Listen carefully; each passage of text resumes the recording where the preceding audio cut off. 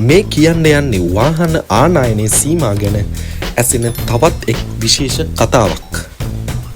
ඔබත් සමහර විට මේ අය අතරින් කෙනෙක් වෙන්න පුළුවන්.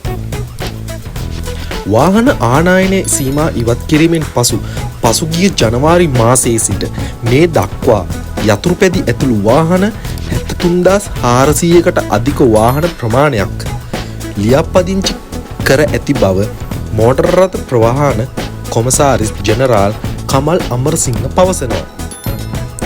ඔහු සඳහන් කළේ ඉන් වැඩිම සංඛ්‍යාවක් යතුරුපැදි වන අතර එම සංඛ්‍යාව 58947ක් බවයි.